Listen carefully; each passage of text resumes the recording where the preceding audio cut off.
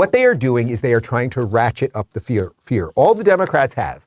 They've wrecked the economy, supply chain, gas prices, inflation, ridiculous war in Ukraine, all of this stuff. They've done the border, all the stuff that we talk about all the time, right? They've done so much bad that they need, the only thing they've got is fear and anger. And we're going to live in this time where they're going to be coming for women and it's going to be like The Handmaid's Tale and blah, blah, blah, blah, blah. Well, here's Nancy Pelosi, and, she's using her scare tactics, although I will give Nancy a little credit. Whatever work she had done over the last couple of days, they seem to have done the fillers right. She's looking a little better than usual. Right now, instead of people going off on what the Republicans would like us to talk about, the leak, no, we're talking about your life, the life of women in our country, and how we have, again, a calibration of all of this in Roe v. Wade, and how we must have it be enshrined as the law of the land.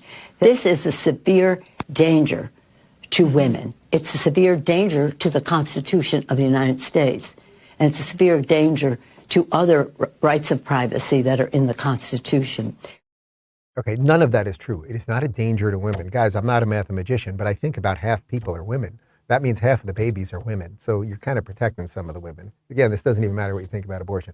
But the fear, they're coming for women. They're coming for privacy. They're coming for the Constitution. This is the Constitution working. The Constitution working is constitutional Supreme Court justices looking at the decisions and making the appropriate decision. You may not like it. And again, I say this knowing that most of my audience right now, how many people that are on YouTube or Twitter or CNN or elsewhere would say something that is directly contrary to their audience? But most of my audience is pro-life. I know that for sure. I am begrudgingly pro-choice, at least for a few weeks. I would say 12 weeks. You've got 3 months, and I just believe that there is a fundamental difference between the cells splitting and the form and the brain activity and the heartbeat and all of those things. It's not to deny its life. You guys know my spiel on this thing. But we could have an honest discussion about that. We could have an honest discussion about 15 weeks that Florida's doing, and Florida passed the 15-week thing, and nobody cared. Nobody cared because it shows you that pro-life people, as personal and as closely as they hold their own religious beliefs about the nature of life, like the most existential stuff, they're showing, but we're willing to live in a society that has some room for margin, right? That has some ability to, some people are going to do some things we don't like. What we don't want is 8-month abortion. So Florida did 15. They passed this a few weeks ago. Nobody cared. I can't say nobody cared, but it was allowed to pass without major fanfare because most people saw that as a decent compromise. But Florida will now be painted, and of course Ron DeSantis will now be painted as these crazy right-wing extremists because these people lie about everything. And here is another crazy person. This is one of the members of the squad. Don't worry, it's not AOC or Ilhan Omar. This is Ayanna Pressley. She is completely, these people are just bananas. We have got to codify Roe v. Wade. We should abolish the filibuster. It is clear that this Supreme Court continues to obstruct the will of the people because a majority of Americans support Roe v. Wade, do not want it overturned.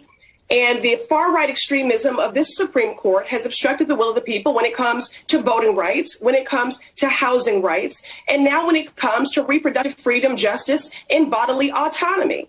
So if you're not outraged, you are not paying attention. You know, the fact that 50% of those who call this country home could have our rights taken away from us, our bodily autonomy, and be forced to birth with all of the other many layered legislative, systematic oppression and denials and everything, and that we have not yet to enact parental leave, paid leave. We do not have universal child care. We have Black women experiencing the highest rates of maternal morbidity and now forced birth. And we know that it is our most vulnerable, our most marginalized, the disabled, low income, women of color, African American, indigenous, our LGBTQIA siblings who will be the most vulnerable to this. We have to legislate, organize, mobilize as if lives depend on it, because they do. What you just saw there was a mishmash of all of the buzzwords, all of the meaningless phrases, all of the conflated and confused ideas of what a progressive is. Of course, this is a far right court, because anything that happens that you wouldn't like is far right. And what she means by that is racist. And then, of course, she tells us how we're all systemically racist and that we're forcing black women to have kids. That's the worst thing you can do to a woman, force a woman to have a kid who's pregnant. That would, oh my God, they're going to have a kid? They got pregnant and they're going to have a kid? That is just the word, forced to birth. It's far right extremism of the court.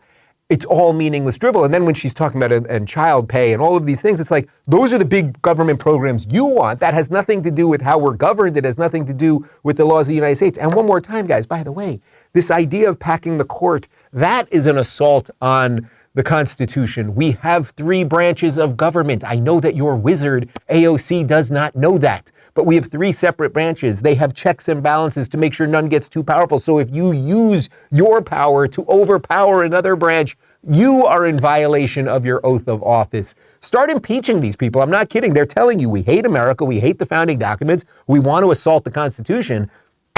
That's the thing that they swore on, most of them.